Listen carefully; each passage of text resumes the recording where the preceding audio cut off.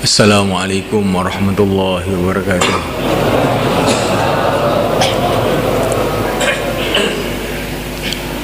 Innal hamdalillah nasta'inuhu wa nastaghfiruhu wa nu'minu bihi wa natawakkalu alayhi wa na'udzu bihi min shururi anfusina min sayyiati a'malina. من يهده الله فلا مضل له ومن يضلل فلا هادي له أشهد أن لا إله إلا الله وحده لا شريك له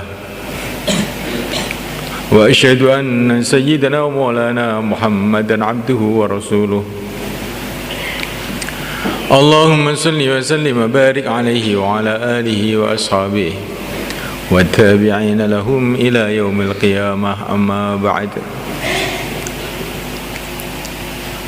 وقد قال في كتابه الكريم كل نفس ذائقة الموت وإنما توفون أجوركم يوم القيامة فمن زحزح عن النار وأدخل الجنة فقد فاز وما الحياة الدنيا إلا متاع الغرور.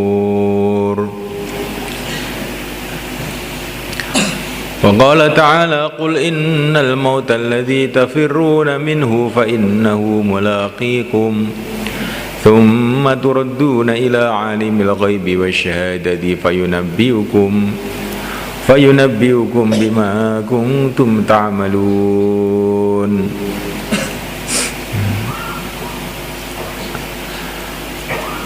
Hadirin dimuliakan Allah SWT, sudah menjadi takdir Allah, ketentuan Allah,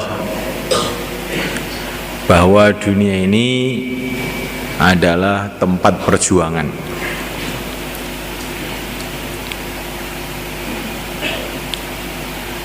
Dunia ini bukanlah tempat bersenang-senang. Dunia ini adalah tempat perjuangan, tempat pengorbanan, tempat usaha. Dan di dunia ini ada dua usaha yang pokok. Walaupun kelihatannya usaha itu macam-macam, hakikatnya usaha manusia itu cuma dua usaha saja. Yang pertama kali adalah usahanya para nabi, para rasul alaihi wassalatu wassalam, yaitu usaha mengajak manusia untuk mengenal Allah, taat kepada Allah, bangun akhirat. Yang kedua adalah usaha yang bertentangan dengan usahanya para nabi, para rasul, yaitu usahanya iblis dan pengikut-pengikutnya sampai kiamat. Usaha mengajak manusia itu lupa kepada Allah, lalai kepada Allah, ingkar kepada Allah, maksiat kepada Allah, lupa akhirat.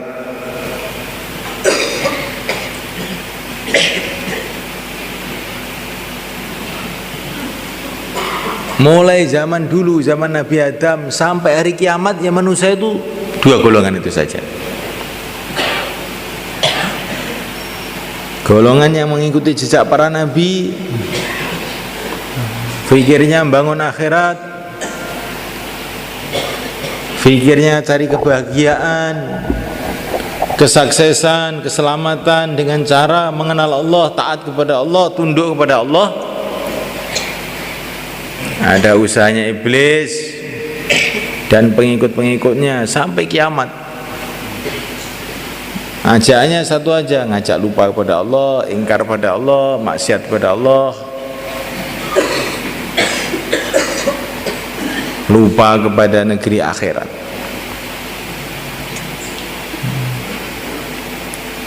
Dan manusia ini nggak bisa lepas dari dua usaha ini. Kalau mereka tidak mau berpihak kepada para nabi, para rasul, ya langsung digeret sama wadi obalane iblis. Nggak bisa tidak, ya mesti begitu itu. Maka kita setiap sholat doa kepada Allah agar kita ini bisa berjalan di jalannya para nabi dan pengikut-pengikutnya. Ihdinas siratal mustaqim siratal ladzina an'amta 'alaihim. Jangan sampai kita mengikuti jalan lain.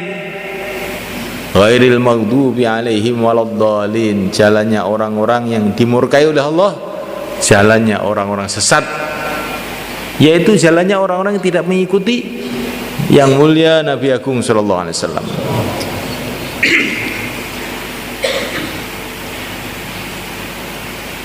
Di dunia cuma ada dua usaha, nanti di akhirat pun cuma ada dua tempat.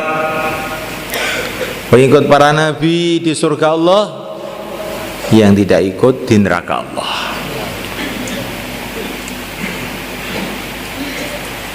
Surga dijanjikan oleh Allah akan penuh, dan neraka juga akan kebek. Walakin haqqal qawlu minni la'amla'anna jahannama minal jinnati wan nasi ajma'in. Neraka ya kebek, surga ya kebek.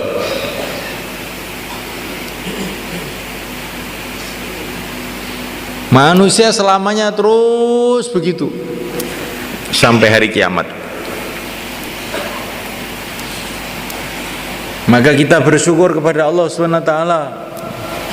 Allah Subhanahu wa taala sudah memudahkan kita untuk bergerak beberapa langkah di jalannya para nabi. Alhamdulillah. Disyukuri ini. Walaupun kita ini miskin, walaupun kita melarat, nggak punya jabatan, nggak punya apa-apa, kalau kita ini berjalan di jalannya para nabi, di jalannya Rasulullah SAW, kita ini gembira, syukur, karena ini perjalanan menuju surga. Tetapi walaupun kaya raya, sehat, segar bugar, jadi raja, kalau berjalan menuju neraka, apa gunanya?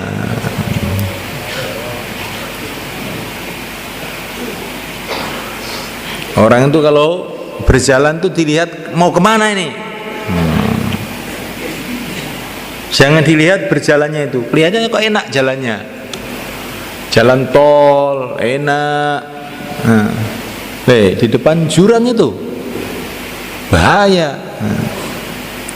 Tapi walaupun ini jalan becek berduri, kalau ini menuju taman-taman yang indah, nah inilah pantas disyukuri. Begitulah kehidupan kita ini.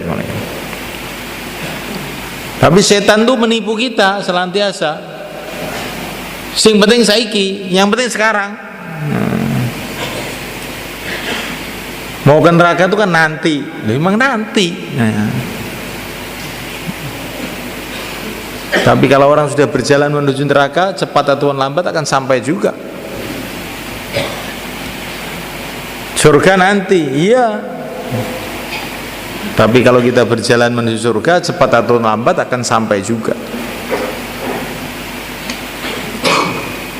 Usaha-usaha dunia ini juga, kan, kita tidak mendapatkan hasil itu kontan. Petani menanam padi, apa langsung dapat hasil? Enggak. Tapi dia sudah gembira, saya punya sawah 10 hektar, tanam padi. Pikirannya pasti nanti saya panen. Kata siapa? Sudah banyak orang yang kasih tahu sama saya, pokoknya nanti 4 bulan lagi panen. Iya, kata orang. Mungkin juga dimakan mereng, mungkin juga kekeringan, mungkin juga tidak panen, dan banyak sekali juga yang tidak panen. Tapi kita ini dengan kata-kata orang itu sudah percaya betul. Begitu juga amal agama. Kalaupun amal agama ini hasilnya nanti, kita mesti harus bergembira, bersemangat, senang, karena hasilnya itu yang cerita bukan orang, yang cerita itu Allah yang menciptakan orang. melalui para nabi, para rasul, yang terakhir Nabi Agung Muhammad sallallahu alaihi wasallam. Pegawai negeri ke kantor langsung dapat gaji? Tidak. Cuman dapat janji tok. Nanti tanggal 5 3 juta Kang. Yakin? Insya Allah. Hatinya sudah berbunga-bunga. Tanggal 5 3 juta, tanggal 5 3 juta. Itu padahal cuma janji kantor aja sebetulnya. Gak dapat apa-apa. Tiap hari kerja capek gak dapat apa-apa. Ternyata sebelum tanggal 5 dipecat, gak jadi dapat gaji. Ternyata sebelum tanggal 5 kantornya bangkrut, gak jadi dapat gaji. Ternyata setelah dapat gaji, duitnya ceblok, hilang, gak dapat gaji. Ternyata setelah dapat gaji, uangnya dikasihkan istrinya minggat, nggak ada gunanya. Ternyata setelah dapat uang dikasihkan anaknya beli sepeda motor, nabrak, akhirnya menyesal dapat gaji. Tapi karena janji-janji orang ini kita percaya betul. Nah ini agama ini bukan janjinya orang, janji dari Rasulullah SAW, dari Allah SWT. Maka kita ini mengamalkan agama terus dengan gembira, dengan syukur, seneng, jangan tolah-toleh kayak manuk nom. Amal agama kok englek, suruh dengarkan bayan, lihat usuk, lihat tembok. Loh kamu itu loh, manusia apa kamu itu? Wong apa manusia? Nah, kula niku wong, oh iya, wong sing lamun. Jadi agama itu jangan begitu semalekan. Kerjakan dengan penuh gembira, penuh syukur, penuh semangat. Karena ini janji dari Allah. Kita akan dapat keberuntungan di akhirat. Bukan hanya akhirat saja. Kalau orang amal agama sungguh-sungguh, di dunia pun dia akan mendapatkan keberkahan-keberkahan, kebaikan-kebaikan yang dia tidak kira-kira. Sebaliknya, kalau orang tidak amal agama, kata Allah, bukan kata orang, diprogramkan masuk neraka, dan di dunia akan mendapatkan kesusahan-kesusahan yang dia tidak kira-kira. Dikira barang itu mengembirakan, tahu-tahu menyusahkan.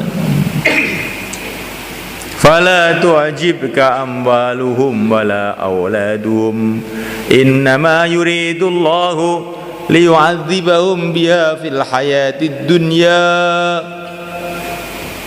Di orang itu kalau sudah tidak amal agama, Allah akan jadikan anaknya menyusahkan dia, hartanya menyusahkan dia. Sebagaimana kata-kata para ulama, idza lam yakun aunun minallahi lil fata fa aktsaru ma yajni alaihi ijtihaduhu. Kalau Allah sudah tidak menolong seseorang, maka dia akan susah celaka sebab usahanya sendiri,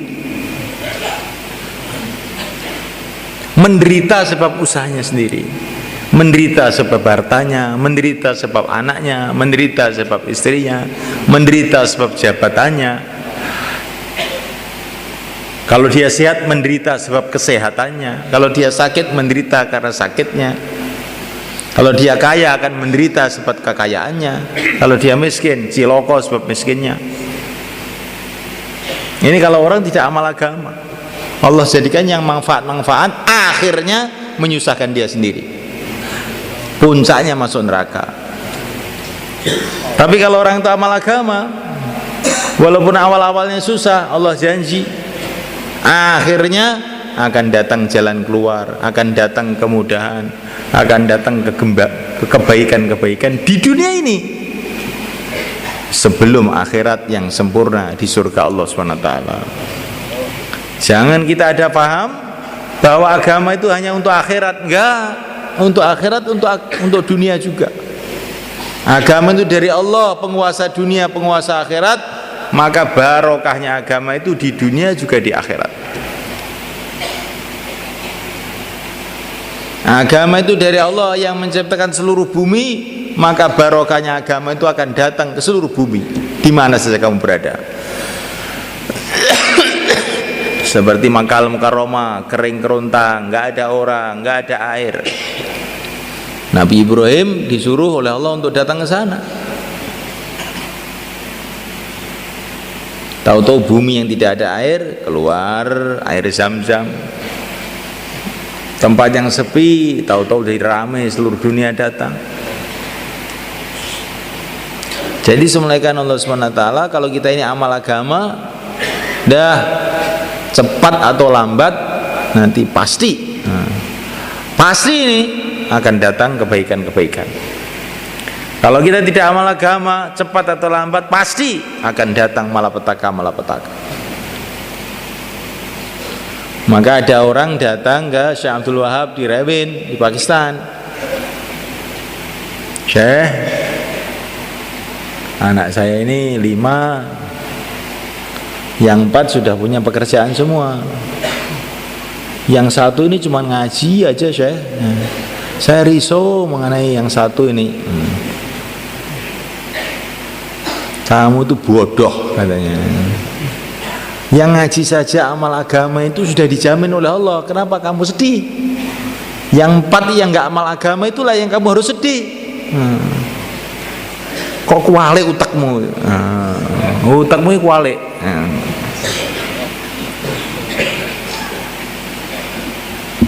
Maka Sayyidina Umar Ibn Abdul Aziz ini seorang khalifah, ulama besar, tahun 100 Hijrah, ketika beliau mau wafat, karena hartanya itu sudah beliau korbankan sehingga walaupun beliau ini khalifah, presiden, nggak punya apa-apa, bajunya bertambal-tambal, anaknya juga begitu. Di zaman dulu itu kalau orang jadi pejabat tuh paling susah itu, kayak Sayyidina Umar tuh, kami bajunya saya bertambal-tambal karena nggak sempat ngurus perdagangan, sibuk ngurus umat. Ketika beliau mau wafat, anak-anaknya di sekitarnya masih kecil-kecil, pakaiannya tambal-tambal, sangat sederhana.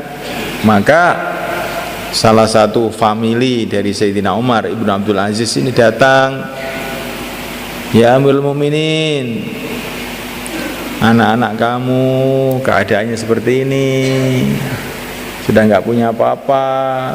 Ini saya punya harta halal 100%. Ini harta dari warisan. Kalau kamu tidak percaya dengan kerja saya, mungkin kamu kira kerja saya kurang bersih. Ini bukan dari kerja saya, ini warisan dari mbah saya, halal 100%. Maunya kamu apa? Ini harta ini saya berikan kepada kamu ya Amirul Mukminin. Nggak usah, saya sudah mau mati, kamu kasih harta untuk apa? Loh, kalau kamu tidak mau ya untuk anak-anak kamu. Tidak usah. Anak saya itu ada 2 kemungkinan, kata Sayyidina Umar Ibn Abdul Aziz. Kalau anak saya itu soleh, sudah dijamin oleh Allah. Wallahu yatawalla sholihin. Allah akan ngurus sehingga jadi sukses, jadi baik anak-anak saya itu. Nah, kalau anak saya itu beling, untuk apa memberi bekal orang beling, nanti saya malah dapat dosanya. Gak usah. Ini Sayyidina Umar Ibn Abdul Aziz, akhirnya beliau wafat. Anaknya nggak punya apa-apa, nggak punya warisan, hartanya nggak ada. Tapi yang aneh semulaikan, tidak lama setelah itu anaknya jadi orang-orang kaya, jadi dermawan-dermawan. Satu hari itu kadang-kadang beliau sedekah itu 100 unta, 100 kuda. Padahal beliau nggak terima warisan. Maka kalau kita ini ingin anak-anak kita ini berjaya, beruntung, usaha anak-anak kita jadi orang soleh. Sebelum itu kita sendiri, kita jadikan diri kita ini dengan mohon pertolongan kepada Allah untuk jadi orang soleh. Karena diceritakan dalam surat Kahfi ada 2 anak yatim. Masya Allah, ini Allah mengirim Nabi Musa, mengirim Nabi Khidir untuk menjaga hartanya anak yatim ini. Bukan sembarangan yang dikirim, bukan tentara, bukan polisi, bukan pendekar. Yang dikirim itu 2 nabi. Untuk apa? Menjaga hartanya anak yatim ini. Kenapa? Wa kana abuhuma salihah. Karena ayahnya itu orang soleh. Karena ayahnya orang soleh, akhirnya hartanya dijaga oleh Allah. Kalau hartanya dijaga oleh Allah dan yang jaga itu Nabi, masa orangnya tidak dijaga?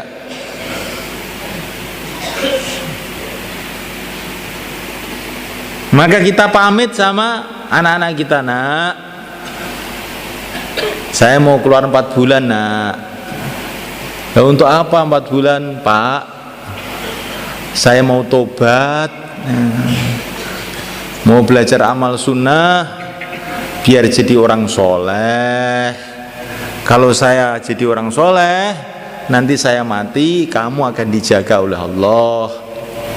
Tapi kalau ayah ini begini terus, tiap hari cuma nonton TV, doblok begini ini, nghabiskan gudang garam sama kopi, edal-edal seperti ini, nanti kalau ayah mati itu kamu akan menderita, nak. Maka kamu ikhlaskan saya keluar 4 bulan. Oh nggih, monggo. Kita ngomong begitu insya Allah kan ya.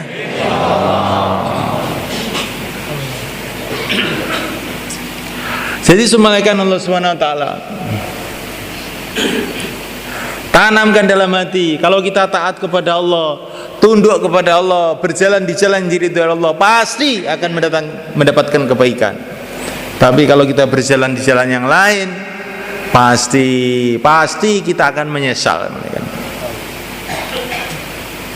Maka Fir'aun semalakan ingin kesuksesan, tidak dengan jalan agama. Dia bangun istana-istana, dia bangun pemerintahan, dia bangun militer, dia bangun pokoknya segalanya. Dan dia orangnya bagus dari segi politik, bagus semua kan. Fir'aun itu dari segi politik bagus. Dia membuat saluran-saluran air kemana-mana, seluruh Mesir jalan semua. Menteri ekonominya datang kepada Fir'aun. Fir'aun, dawa, ini saluran-saluran air, irigasi sudah berjalan di seluruh negeri. Bagus. Terus saya usul supaya seluruh rakyat yang menggunakan irigasi ini ditarik pajak untuk perbendaharaan negara. Kata Fir'aun, tidak, saya ini kan Tuhan, masa Tuhan minta, katanya. Fir'aun wajib sih. Walaupun dia ini sudah Masya Allah pimpinan kafirnya kafir itu, tapi itu bagus kalau ngatur negara. Rakyat kaya, biar kaya, diambil sendiri, saya ini Tuhan, nggak minta. Apa ada itu raja kayak begitu sekarang? Dia sibuk bangun kerajaan, bangun militer, bangun ekonomi, sibuk terus. Tapi dia menentang agama. Nabi Musa melihat keadaan seperti itu, apa yang beliau buat? Beliau tidak ganti bangun ini bangun itu, enggak. Beliau membangun amalan, membangun iman. Diajak umat ini untuk ingat kepada Allah, ta'alluq kepada Allah, bergantung kepada Allah, taat kepada Allah. Itu siang malam kerjanya, kerja dakwah. Fir'aun terus bangun, Nabi Musa juga terus bangun, tapi lain-lain bangunannya. Dia bangun istana, dia bangun benteng, dia bangun ini. Bangunannya Fir'aun dulu sampai sekarang masih ada di Mesir sana, di tempat namanya Luxor. Itu ada pertamanan Fir'aun. Indah sekali. Tempat pemandiannya Fir'aun masih ada sampai sekarang. Dia membangun benda-benda. Nabi Musa membangun iman, membangun amal. Terus siang malam membangun iman, bangun amal. Pada puncaknya kita semua sudah tahu, yang bangun iman, bangun amal nih sukses. Yang bangun-bangun yang lain akhirnya hancur semuanya. Di dunia ini bukan di akhirat. Maka semulaikan Allah Ta'ala, kalau kita membaca Al-Quran seperti itu, semestinya kita sadar sekarang umat ini arahnya itu bangun materi saja, bangun benda-benda. Iman tidak dibangun, amal tidak dibangun. Nah ini bahaya semuanya kan. Walaupun jalan-jalan jadi baik, gedung-gedung jadi baik, pakaian-pakaian jadi baik, tapi kalau hubungan dengan Allah tidak baik, satu saat menyesal semua. Bukan berarti bangun materi tidak boleh. Boleh, tapi itu nomor belakang. Yang pertama kali bangun hubungan dengan Allah, bangun amal. Insyaallah malaikat. Nah, bangun amal itu bagaimana? Dimulainya adalah dengan usaha dakwah. Sudah menjadi sunnatullah, tertib Allah, kita baca dalam Quran mulai zaman Nabi Adam sampai akhir zaman. Kalau Allah menghendaki kebaikan untuk satu bangsa, kalau Allah menghendaki kebaikan untuk satu kaum, kalau Allah menghendaki kebaikan untuk satu kampung, maka Allah kirim Nabi dan Rasul yang kerjanya dakwah. Allah tidak mengirim pendekar-pendekar, Allah tidak mengirim ekonom-ekonom, Allah tidak mengirim macam-macam, tapi mengirim Nabi dan Rasul kerjanya dakwah. Kerja dakwah terus menerus, orang-orang akhirnya mengenal Allah, taat kepada Allah, datang barokah-barokah. Tertibnya begitu itu. Kalau Allah mau mendatangkan barokah ini bukan langsung di dunia ini. Kalau Allah akan mendatangkan kemenangan kepada umat ini bukan langsung. Dikirim dai dulu. Nanti kalau sudah dakwah sampai ke tingkatan yang Allah kehendaki, berapa tahun? Wah, rahasia Allah. Kalau Nabi Nuh 1000 tahun, 950 tahun. Kalau Nabi Musa 40 tahun. Beda-beda. Nabi kita 23 tahun. Kalau kita nggak tahu. Itu rahasia Allah. Yang penting terus saja dakwah. Nanti kalau dakwah terus, nggak usah peduli orang mau orang tidak mau, terus saja.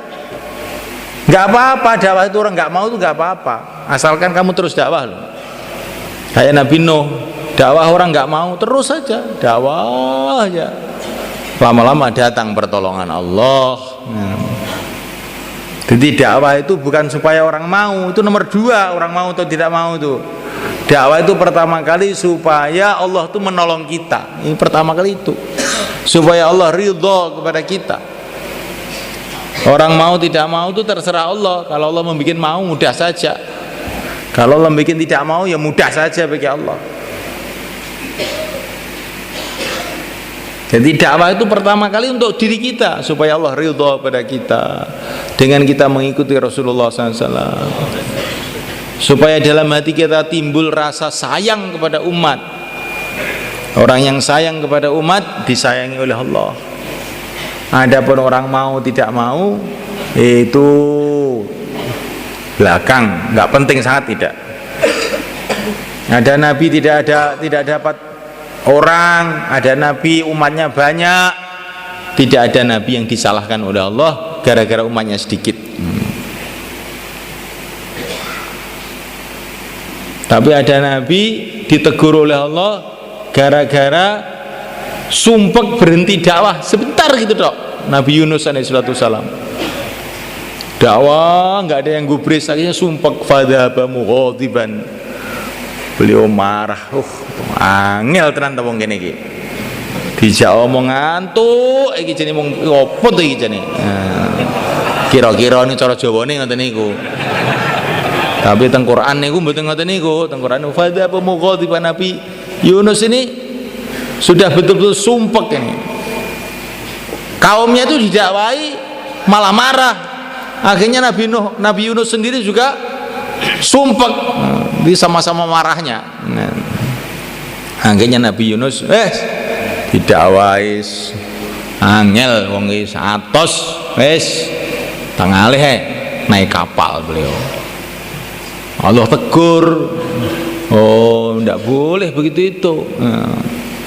Kamu pindah belum dapat izin dari saya gimana ya. Nabi Yunus ditegur, tapi Nabi Yunus ini faham, ditegur langsung kembali kepada Allah. La ilaha illa anta subhanak inni kuntu minadh dhalimin. La ilaha illa anta, tidak ada yang berhak disembah selain Engkau. Ya Allah, tidak ada yang berkuasa selain Engkau, tidak ada yang berhak disembah selain Engkau. Subhanak, maha suci Engkau. Inni kuntu minadh dhalimin, sungguh saya ini termasuk golongan orang yang zalim. Ya, Nabi Yunus itu zalim apa sebetulnya? Tapi saking bersihnya, saking sucinya Nabi Yunus itu meninggalkan dakwah sebentar, dan itu sebetulnya beliau tidak salah, memang orangnya sudah nggak ada yang mau, terus bagaimana? Ya. Ditegur oleh Allah, beliau merasa berbuat salah. Ketika beliau menghadap kepada Allah, pasrah kepada Allah, muji-muji Allah, merasa beliau salah, farsalnahu ila mi'ati alfin aw yazidun fa'amanu bihi famatta'nahum ila hin. Akhirnya beliau kembali, dah dakwah lagi. Ajib tuh malaikat Allah Ta'ala.